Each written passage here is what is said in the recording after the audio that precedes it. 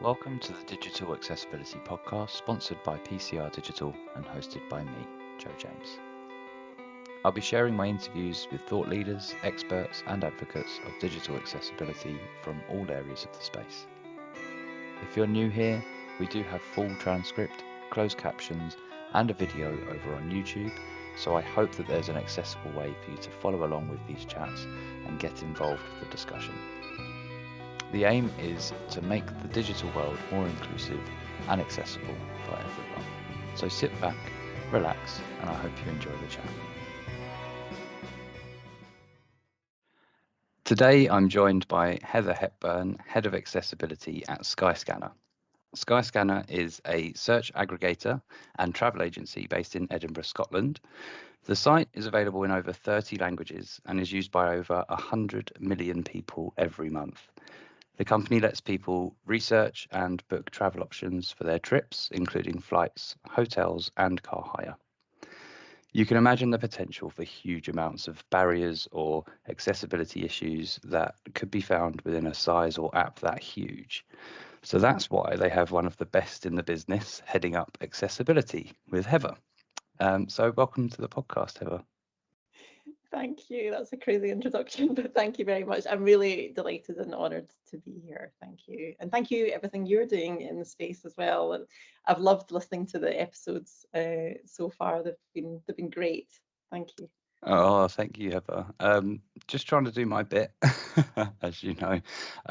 Can't say I've had as much of an impact in the space as yourself at all, but yeah, whatever I can do, I'll continue to. But that brings me on to question one. I guess we'll dive straight in. You really have done so much throughout your career within the space. For me, it was quite difficult to just pinpoint one thing in particular for the intro. So obviously, hence the title, Best in the Business, which you can now carry forward. So the first question is, what would you say is one of your career highlights or biggest achievements? Ooh, I do have to think back to just getting the whole accessibility program off the ground.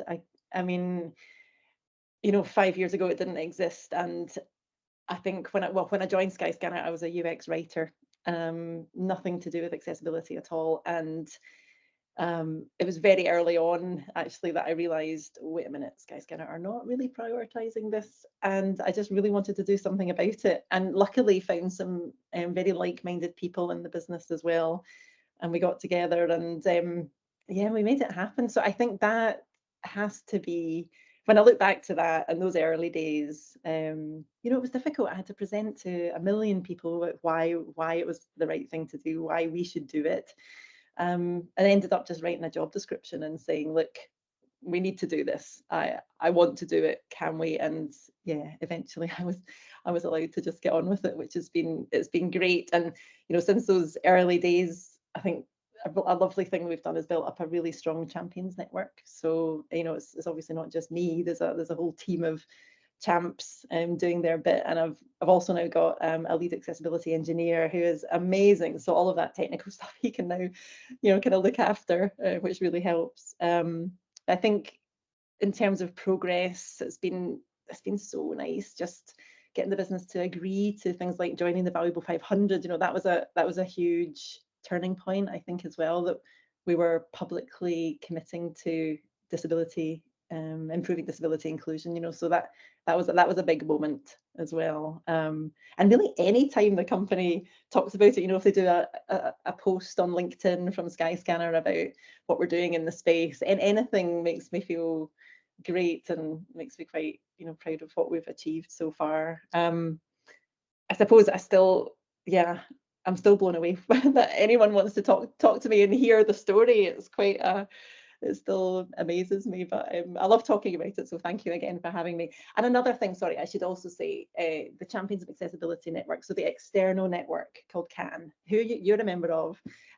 We have amazing membership base of 1,300 people now. It's just crazy how this has grown.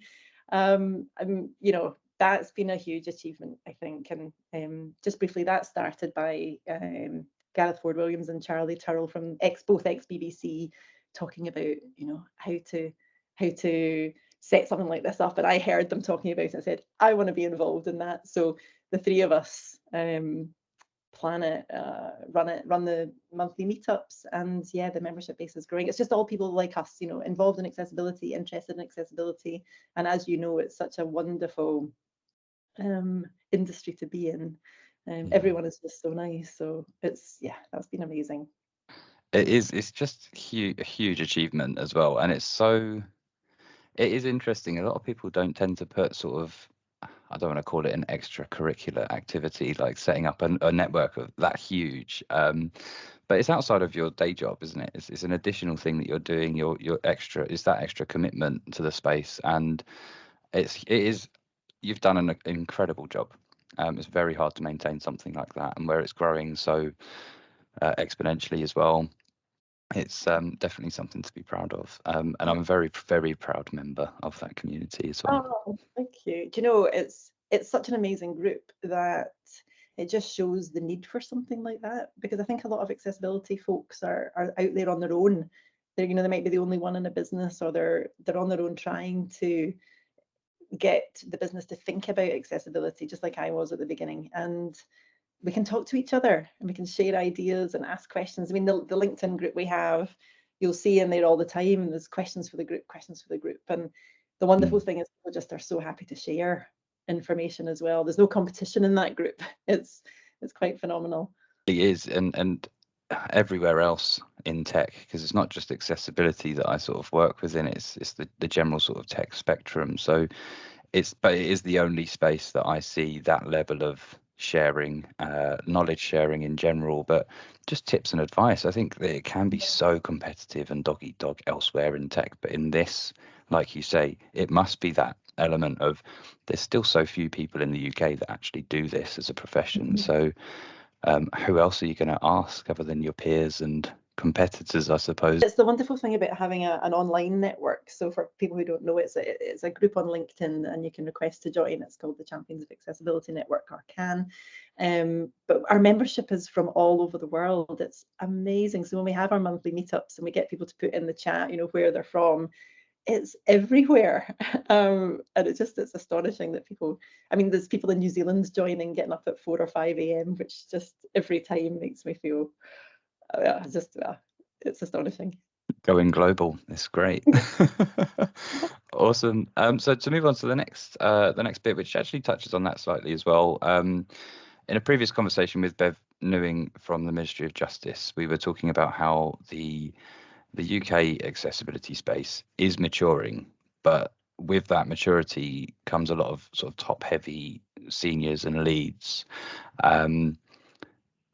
So there are things such as events and meetups and apprenticeships that we're hoping will nurture more junior or fresh talent in the space. But as someone that entered it as a UX writer, you know, when you joined Skyscanner, do you have any advice around how we can level out that playing field, just to make sure that we can maintain talent across the board?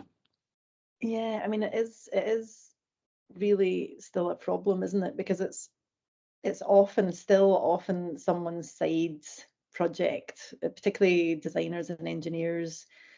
If the company doesn't have an accessibility team, it quite often ends up on their passion project, which it really shouldn't be by now. It should be embedded. It should be part of a company's strategy to make whatever they do accessible. It's, I mean, the ideal situation is to have a dedicated team for sure of specialists. And if you have that, then you have your seniors leading the team, and then you have the room for the juniors to be hired in, trained up, and you know they're the fantastic ones. We need them, but sometimes it's just really hard to be given the permission, I guess, to expand a team. So what we're trying to do is really improve the capability across the business. So we do, you know, a lot of training of our people in the product development process anyway, and we really try and, you know, bridge that knowledge gap and just get people understanding, you know, how to do accessibility within their discipline. But yeah, it is hard. it's hard when it's a growing area as well, because you've still got those buy-in conversations to have, and people need a team, but then it's not always the case. And then teams, I mean, look at Twitter's team and Spotify's team. They were huge, and then they get chopped or axed completely. I hope that's not. I mean, well, we could talk for a whole episode maybe about that, but I definitely think the way things are going, team accessibility teams that are part of your org are the way forward, and will hopefully be becoming more and more common as we move forward. Yeah, absolutely. And I think it is just that, I guess, nurturing of internal teams, or the people that you have that already have those sort of transferable skills as well within, and it's identifying someone in your position that's like, well, actually I've come from a UX background, and that does tie in quite nicely into this sort of more niche area, I suppose, of focus. Yeah. I mean, there's so many areas, isn't there, in accessibility? And I think a lot of accessibility professionals are expected to do absolutely everything because if you've only got one, then they have to cover quite a lot. And that Yeah. will hopefully change, because there's so many nuances. There's so many specialist skills. Like I was mentioning, our lead accessibility engineer, he was an iOS engineer within Skyscanner, who was just awesome at accessibility, really passionate, really wanted to learn, was really active accessibility champion, and was the obvious person to move into that role. But then there's loads of other people as well in different areas. There's a design specialism as well that really needs, I mean, there's just so much to know in each area. User testing as well, that's another unique skilled area. Not everyone can do that, so Yeah. there's a lot of work to be done in giving people the opportunity to actually be those accessibility specialists in their disciplines, make them actual jobs. Yeah, I think there's definitely an education piece needed there, isn't there? Because I think at times people can think, well, I'm a tester, so I can test for accessibility, i.e., therefore I'm an accessibility specialist. But that's not the be all end all, and not there's not one single part of accessibility that you could say, if you focus on that one part, that means I'm a specialist in the entire thing. But then the assumption from the business side of things is you're the accessibility person, so yeah, you have to do every single thing, and then in comes, unfortunately, burnout and that added pressure, isn't it? Yes, yeah, 100%. Right, well, I'll move on to something a bit more cheery, and I hope this won't embarrass you or the person it involves, but I won't name them. When we first met at a Champions of Accessibility Network meetup in London, I brought along a couple of friends who work as accessibility consultants to introduce them to the wider network and sort of get them sort of face to face with a lot of people. And one of them turned to me and said, "Oh, I actually feel a bit starstruck." That's Heather Hepburn from Skyscanner. She's a genuine accessibility superstar in the flesh. So I said, yeah, absolutely, it is, and it's amazing that. Again, I hope it doesn't embarrass you saying that, but I think there's so many inspirational people in this space, and I don't think it's sort of. I mean, you wouldn't usually walk up to someone in the street and go, "Oh, I admire you so much," and but I think it's really nice to hear that you are obviously doing great things and it's being noticed. It's very rewarding working in accessibility. It's such an important field of work, and I think that a lot of the people that have worked in this space for years and years all have key inspirations or people that they look up to and admire, or could have been the sort of cornerstone for them to go, this is the reason I want to start going down this route. And I'd love to know if there's anyone like that for you. Oh, well, you have embarrassed me, and I do remember it was very lovely and very surprising. The whole, I mean, it's the most inspirational and rewarding industry to be in, isn't it? Everyone is super nice.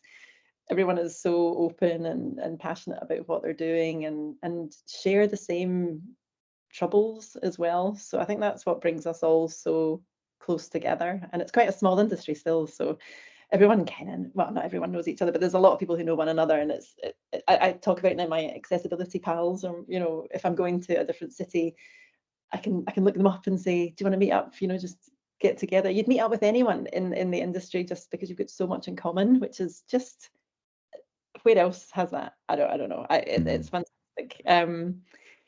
But in terms of inspirational people for me, I have to mention the very first person who completely inspired me was Adi Latif. Do you know Adi? I do. I've only met him briefly, but yeah, lovely person. He is amazing. So in those very early months of me trying to get something off the ground at Skyscanner, we got an email from Adi. Adi's blind. He's also a usability consultant. And his email was so nice, but it was basically saying we were so terrible. But he was doing it in such a nice way because he's just so lovely. And I can't remember exactly what he said, but he wasn't giving us a hard time, but he was just pointing out the fact that we were a bit rubbish and he couldn't book a flight on Skyscanner and he wanted us to do something about it. Of course, totally fair enough comment. I spoke to him. I called him, we had a chat. And then I went to meet him at a conference because he was hosting a round table. And it was just the best thing. I made sure I was on his round table, and then I introduced myself, and then we could have a great chat face to face. And he there and then showed me the problems with our app. And we talked about how we could try and rectify that. And he is amazing. He's now a good friend. We realised we're both from Glasgow, so we've got a lot in common. And when he comes up to see his family, sometimes get to see him up here. So it's really nice. So definitely, he was a very early source of inspiration. Then I think when I was trying to get the program off the ground, I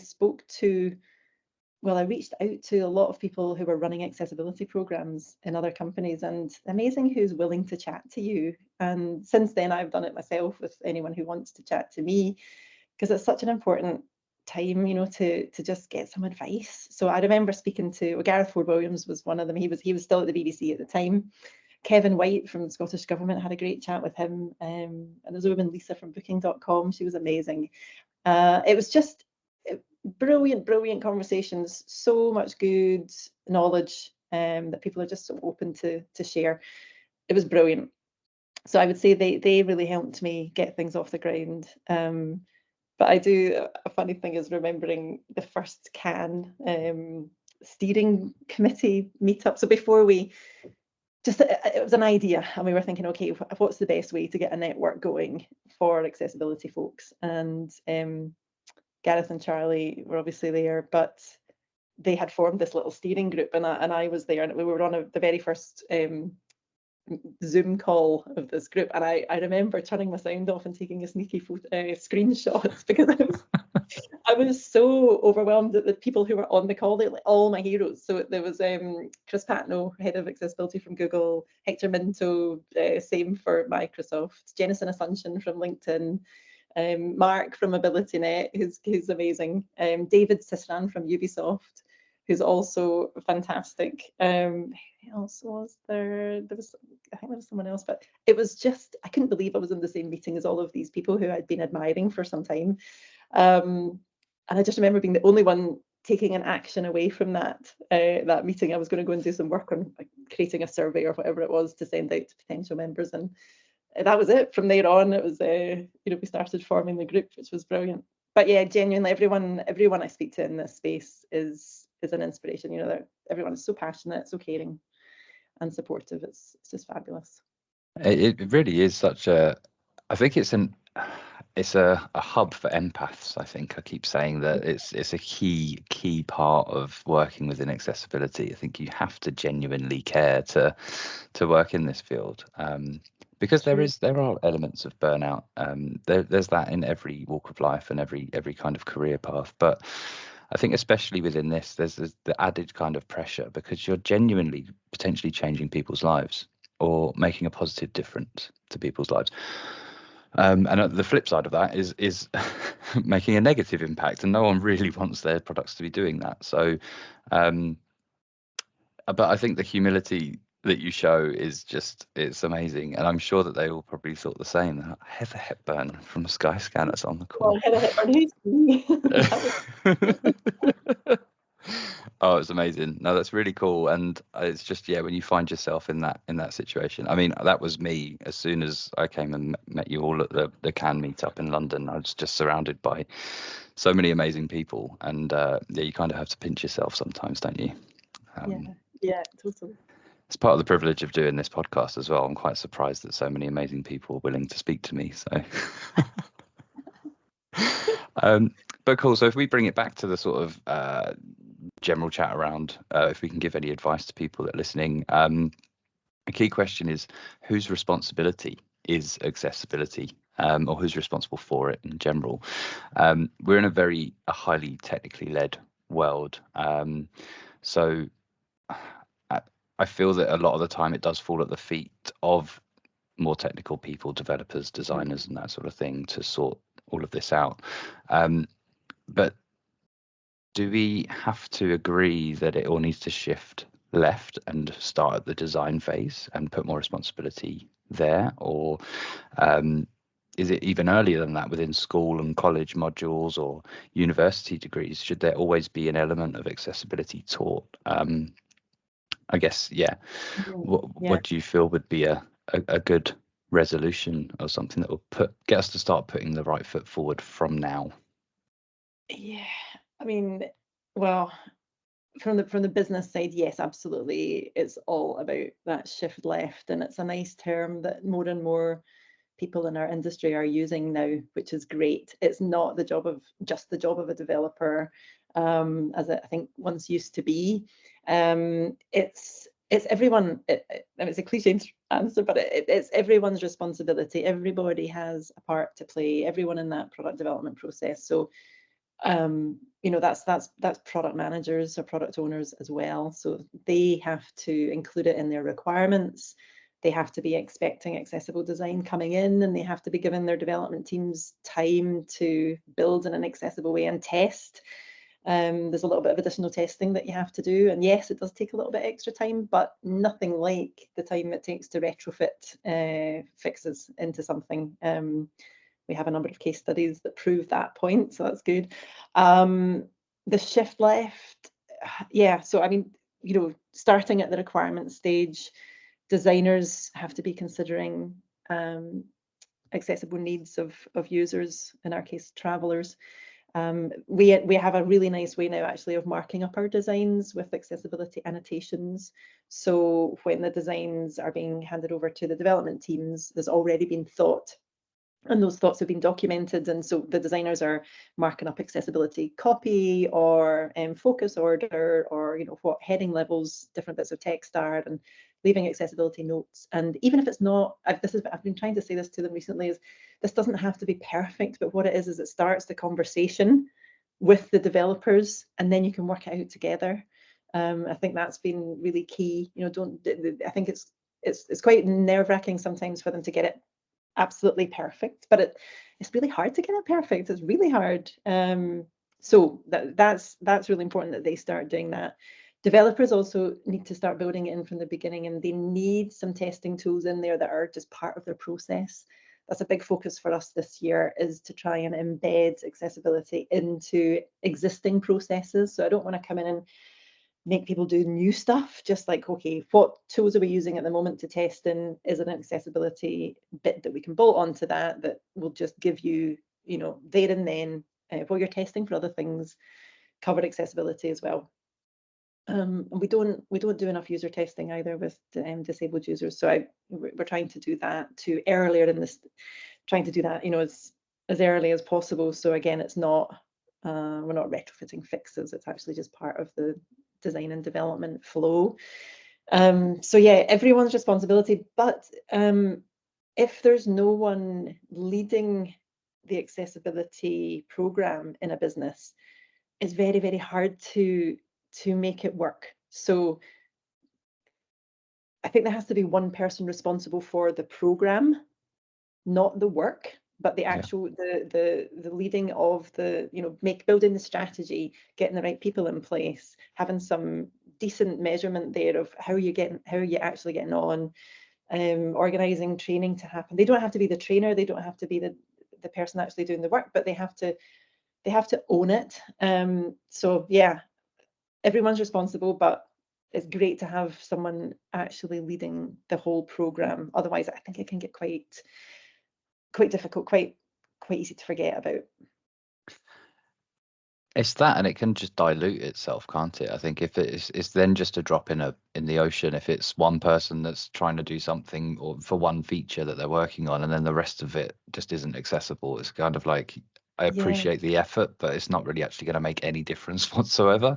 So I guess, yeah, your thought of, I instantly just for some reason went town crier with a bell, like, here you got someone in the middle of the office, just like, remember accessibility, everyone. But I think no, it's really important to you have to keep going, and you have to be having the right conversations with the right people, and that's not that is an ongoing thing, and it doesn't go away, it doesn't stop. Something I noticed as well recently is the whole knowledge gap actually being a real thing. And you mentioned there in your question about, you know, the education level, where do we start talking about accessibility? Now, accessibility is not, it's hardly mentioned in university courses, and it's something I've been looking into, because if people are coming in, you know, graduates are coming in, we take a lot of engineering graduates, half of our employees are engineers. They're coming in, they haven't been taught about accessibility. They don't know what it is, and they don't know how to code in an accessible way. They don't know how to test. That's a real problem. We have to then teach them. And I've started speaking to actually a couple of universities, and it's been really, really interesting. As soon as I've approached them, well, we have links with Edinburgh University and St Andrews University. So we had links already. So it was really easy to go to them and say, look, accessibility is really important. You know, how do you talk about it? Is it in your courses, you know, your computer science degrees or your human computer interaction courses? And the answer was always like, no, but we're really interested in it. Can you tell us a bit more? So I've been doing some work with the two universities, and it's been fascinating, actually. We've got, the aim is to get accessibility embedded into their curriculum. So it's not really to create new courses or anything. It's just, look, when you're talking about design or UX, let's talk about inclusive design and how to make that work for disabled users. When you're talking about testing, learning how to test, include screen reader testing or keyboard only testing, you know, just include it. But before we get to that point, we do have to raise more awareness in those places. So we have a lovely award that I just love to mention. We have an award going with Edinburgh University. It's called the Skyscanner Accessibility and Inclusion Award, and it's going to the final year student of this academic year who in their dissertation considers accessibility best. So we are going to actually be part of the judging panel on that, and we'll present the award hopefully at graduation, which reminds me I need to get one actually made, but we have an award, we have a monetary award as well, and that's just great. You know, it just gets people thinking about it. I've done a lecture there as well on how to make what you do accessible, and the same with St Andrews. We've done a lecture and we've done an online empathy lab to their third year computer science students, and that was really cool because they're doing a group project at the moment. So we've given them a bit of a twist of, okay, now the thing you're making has to be accessible to a group of disabled users, and it's been fab. So again, we're going to the demos of those when they present to their lecturers. We'll go along as well and try and ask some hard questions, but that's just the start. So you know, it's got to be everything about accessibility. There's no quick fix with it. This is something I've really learned over the last couple of years. Everything takes time. So I think we just have to, okay, what do we do to raise awareness among the students and the staff? I can't ask staff just to include stuff that they don't necessarily know about, you know, in their curriculum. How do they mark it? How do they teach it? So it's a bit of a process, but one that's really, really fascinating. So we're going to keep going and see how far we can get with them. Yeah. Oh, it's amazing. And what a great thing to put your name to as well for Skyscanner, and using that brand and that awareness to be like, right, work towards this. Like, it's a genuine award, and who wouldn't want to have that badge? I think it's just brilliant. It's so good. And it's interesting. I saw a post from Gigi, who's an accessibility engineer with TPGI. And she posted on LinkedIn saying something amazing happened in class the other day. Our operations management professor spent 20 minutes of a 2-hour class talking about accessibility.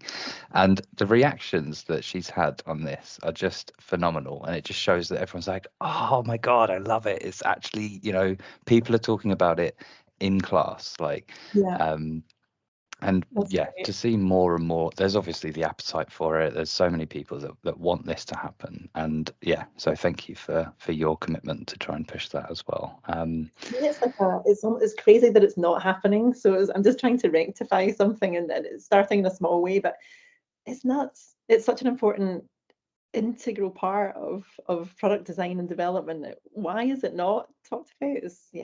So we can fix this. Yes, we can. And yeah, love to jump on board if there's anything you think that we could ever do to help, then yeah, we'll do whatever we can. But amazing. And then that brings me onto the next sort of question around, it's probably jumping back to a question where we mentioned how things are quite top heavy and trying to get more sort of junior or mid-level resource, I suppose, to help with accessibility. It's the salaries that are on offer within the UK. I think without having that high level buy-in and without having the sort of knowledge of the value of accessibility, the salaries on offer can be quite mediocre. They're not as enticing as purely just a software development or a designer or a UX writer. Maybe it would be more appealing to apply for that job and then maybe try and bring it in as part of your job. But we're trying, I mean, obviously myself, I'm trying to rectify that. The other thing around that is that a lot of people with disabilities will use, there are charities to support people with disabilities. We've got amazing free healthcare in the UK, which is phenomenal. But then the misconception can sometimes be that because it should be as standard, that it should be free, or a charity should be involved in doing that. So why should other people pay for it? It's like the moral obligation sort of side of things. So how do you think we sort of get around all of that? I know it's a big ask and lots of questions in there, but have you got any sort of pointers? It just makes me think of the business case that I used to kick off our program, and that I have, I suppose, developed as well over the last few years, strengthened it. I mean, the easy one for us was the moral reasons for this. Skyscanner is a really inclusive organization. Our main value is we think traveler first. So if that's our value, that we can't really argue. So the moral reasons of not excluding anyone and being inclusive were pretty straightforward for me, but to get across the Skyscanner anyway, because they were, yes, of course. But the commercial reasons are huge, and I think it's just a case of explaining them properly to leadership. The fact that, I mean, you hear the numbers a lot of, like, 1 in 5 people have a disability. It's 1 in 4 in some countries. Many of those disabilities do affect how people use technology, how they use their phone or their computer. And it's trying to put, I suppose, I hate the question, what's the ROI on accessibility? I hate it, and I've still never really been able to answer it properly in monetary terms. But there are ways that you can show, okay, if we've got 100 million users a month, then every month there's 3 million of them are going to be using a screen reader. Do we want to just close the door on them? No, that's 3 million people, or 9 million people with dyslexia, or there are ways to find those, to break down into those numbers. And I think that when you bring it home to your business and you can relate it to your customer base, it's a bit harder hitting. And the amazing thing is there's so much rubbish out there that when disabled people find a product that they can use, they're going to stick with it. They're going to be your salesperson in their community, saying like, "Oh, this works. This is really easy. I can actually finish the journey on this," or whatever it is. That, you know, it's important. I think disabled people are particularly loyal as well, you know, when they do find something that works. So there's those reasons. There's the legal reasons as well. I mean, it's we talk a lot about carrots and sticks, and the legal reasons are very much the stick.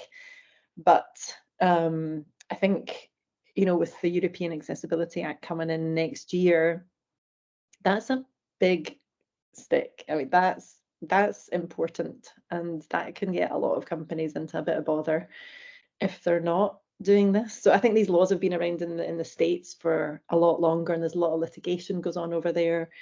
But how awful to be, you know, to be sued by someone. Your risk, the reputational risk is no one wants that. And that just needs, you just need a program in place with the right, you know, the right things happening.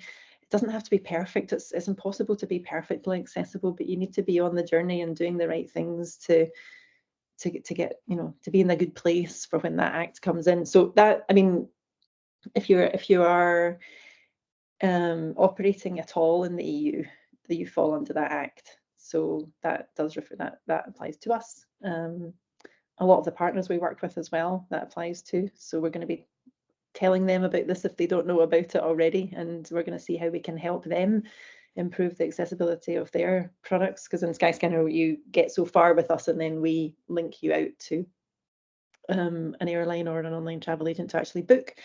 And a lot of those journeys aren't very accessible. So we're going to see what we can do there. But that law is something that I want to let them know about, because it's coming. Yeah, so there's lots of ways. I think making it as relevant to your business as you can is the best way to get the buy-in that you need. And actually showing people really struggling using your product is quite a straightforward one to do, and it's quite hard hitting. You know, if you're showing teams who've actually designed or built this thing actually not working for someone, like really not working, that can certainly get attention. Yeah. I think that's, like you say, it's the return on investment as well. I think, unfortunately, money is usually a lot of the time the only thing that will talk. So in terms of getting people to think, well, why isn't it just done? Why isn't it just free? Why do I need to pay someone to do that? It's making them realize this really is a specialist area. It's not just something that you know is easy to implement. There's so much to it, and like you're saying there, there's so many different avenues you could go down when you're trying to gain that buy-in. And with the EAA, or the European accessibility laws that are coming in next year, I feel like it's not even those that are operating in Europe that need to be aware and prepare for it, because their competitors will be operating in Europe. And if they are now accessible just because they fall under this European Act, then you're already losing out to your competitors. So why not follow suit and do the right thing first and foremost? But even from a business perspective, it makes sense for anyone to follow along those guidelines. It absolutely does. I mean, and all the stuff we were talking about earlier about that shift left, that can save so much money if you actually do it properly and embed it into your processes from the start. The difference is huge in terms of time and money spent on making something accessible. So it all goes hand in hand, doesn't it? But you need people in place who know what they're doing to actually get it up and running properly. Yeah, I think it's demonstrating the results as well, isn't it? I think as much as we do a lot of the user research in terms of trying to find the mistakes that have been made or trying to find those barriers, I think it's just as important to actually sometimes, and it sounds bad, but sing your own praises and be like, look what we've done so well. Or look, it's sometimes hard to measure the actual overall impact. Yeah. But I think to celebrate those wins is just as important to sort of try and convince people they're needed. I think it's we're seeing a lot more, I think, with like Apple. They've done their sort of advertisement for the voice app that they've now got, where it will replicate your voice. So for those, and I just find it astonishing. It's another thing that I wouldn't have thought of as being a regular thing, a regular barrier. That, but even if that's something that's temporary, you know, it's great to be able to have your voice still there. I feel doing these podcasts, because I speak so much, sometimes maybe I think I should program an app to do it for me. Yeah. And it is true that accessible design is better for everyone. It really is. I mean, we've had a few examples where we're trying to make something work for different users and disabled users, and actually it's changed the design, the general design, for the better. You know, it's either simplified something or it's made us explain something a bit better, a bit more clearly, and that has a huge impact. So I think it really is true. I think there was a misconception that, you know, an accessible website would be really boring and really, you know, not have any creativity in it at all. But it's the opposite. It's absolutely the opposite. We're just a bit more careful with color combinations and a bit more, you know, controlled with our layout. Which again is better for everyone, because even someone, I know we both wear glasses, but even for me, I just think, why would you put grey on white background? I can't, it's not good for anyone. Like for me, I'm just like, I'd rather be able to actually read what you're trying to sell me. Exactly. And then if it doesn't work when you're trying to increase the size of the text, like I do this on my phone all the time when I don't have my glasses on, I'm like, no, move on, can't read it. Yeah, exactly. Yeah. But amazing. So with yourself, Heather, and for this episode, I wanted to try something different, and this could go terribly wrong, but it's fine because I could always edit it out if it's. I'm joking. I thought it'd be nice if you could ask me a question. So as much as you are the expert, absolutely. I'm not saying I'm an expert in any way, shape, or form when it comes to accessibility, but on the recruitment side or staff attraction and retention, I'm hoping that this is a platform where I can actually share some knowledge to the people that are listening as well. So if you've got any questions that you'd like me to try and answer, then be kind, but fire away. Well, yeah, actually, am I allowed to ask you 2 questions? Yeah, of course. Yeah. Okay. This is something that I've been thinking about a bit, because we use a digital accessibility maturity model to kind of track our progress with the maturity of the program, and it gives a lovely guide as to things you should be doing to progress through the levels of maturity. I like it. It informs direction for some of the stuff we do, which is really nice. And one of the things that we're not doing very well is including accessibility requirements, or asking for accessibility skills or knowledge or experience in our job descriptions.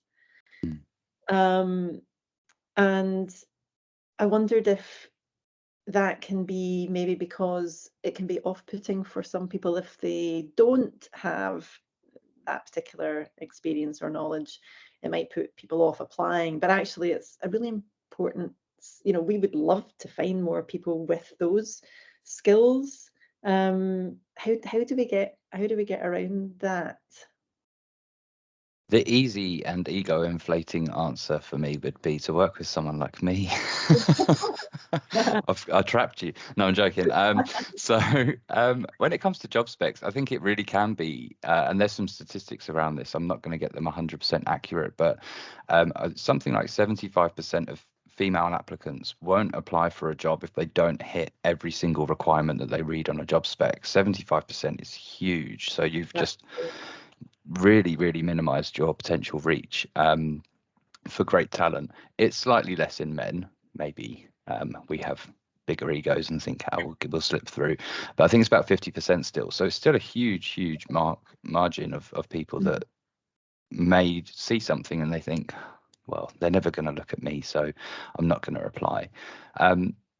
What I would suggest is, in a way, changing the wording, what your requirements are for the role, rather than putting it as a bullet point requirement as we see in so many job specs. I would put it in the description of what you're trying to achieve. You know, when we are developing any of our new features or platforms, we always want to keep all of our users in mind, and it's using that wording and making sure that it's not biased in the sort of the regular way towards a normal, just as quick as possible, minimum viable products. We want to just get it done.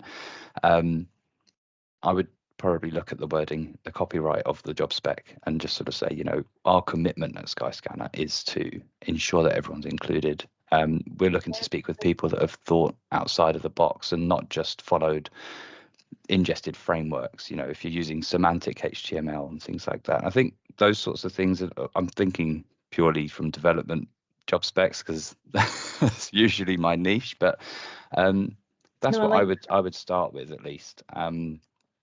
And then hopefully that will attract people that are like-minded and already thinking down. They might not have it on their CV, but that's another discussion to have with internal recruitment teams or the recruitment companies that you decide to partner with to help find these people. Is, can you not exclude anyone that doesn't have accessibility on their CVs, but as a pre-screening question before you put them in front of me, we just want to know if they know anything about accessibility. And that's always something I would put, just so it's an additional, it's another string to their bow.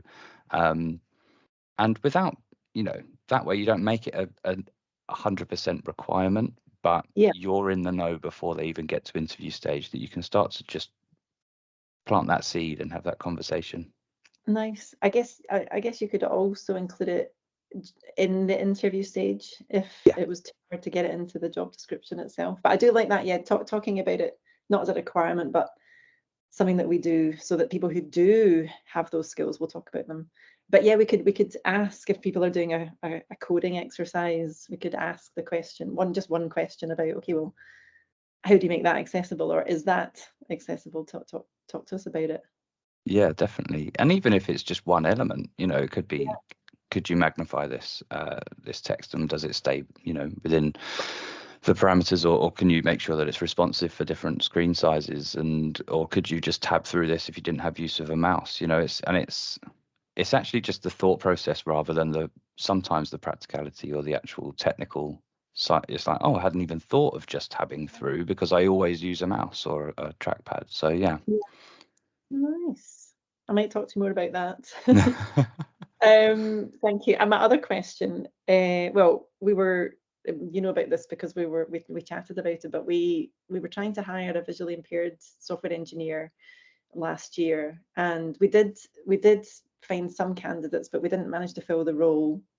We've taken it down for now, but we are going to relaunch it, which I'm very excited about. It was challenging, to find people. So what would you have tips for finding the right person, and how we make that recruitment process as inclusive as possible? I think it's a task in and of itself. I think that I've done a lot of work on making sure that the job boards that I post my jobs on are accessible, so that I am still reaching the market of people that may have visual impairments or any other form of potential disability or impairment. Then they are able to get through to that stage where they've sent the CV. They can let me know if they want to disclose. They don't have to, any sort of additional requirements they might have. But then I think, it's just you're naturally already going to exclude people if you're just posting them out and you don't have an accessible website. If you're not using a job board where people with disabilities would use. There is one example, Even Break, and I would love to speak more about them in a future episode or down the line. But they are a job board built by people with disabilities for people with disabilities looking for work, and it's not just. It's not just one area of work. It's not just working in accessibility either. It's just that these are companies that are committed to a fully inclusive process when it comes to employment, and they consider anyone's needs. And I just think that's a great thing to have, that kind of platform. I think we're in a very unique position as a recruitment consultancy that work specifically in digital accessibility.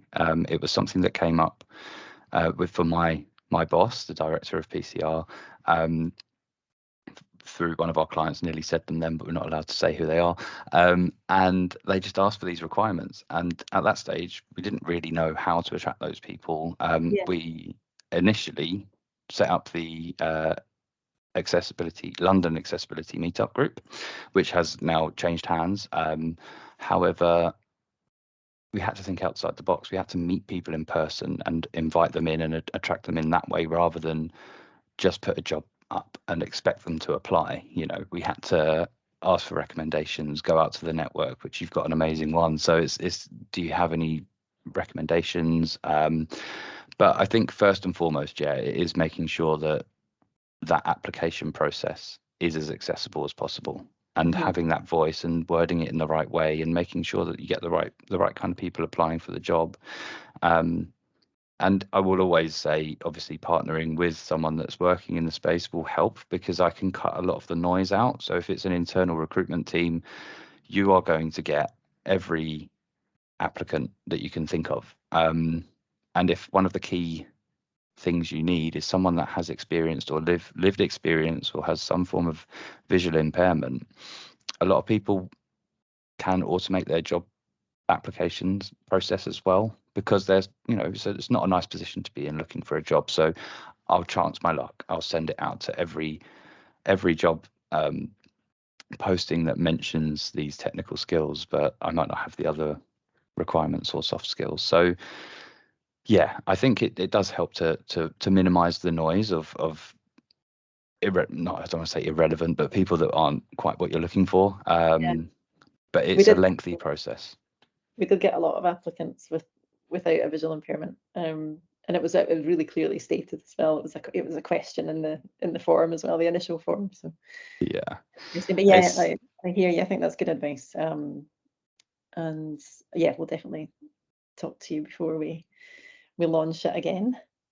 That'd be great. I mean, yeah, and it is. I think I'm very fortunate to know people with those skills that do, you know, have lived experience or any form of impairment. And a lot of the time, people won't disclose that as well. So that makes the search even harder, because if you're going to do a headhunt for people with disabilities, or for this example, a visually impaired developer, there are people that may be visually impaired but wouldn't put that on LinkedIn or on their CV because they don't need to. But also, unfortunately, some companies will think, well, how are they going to look at the design of what they've created? You know, it's not. It's difficult for people in that position.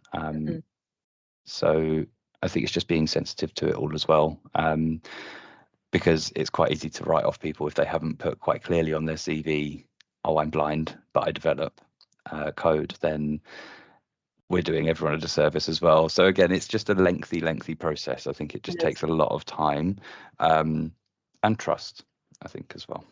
Yes, agreed.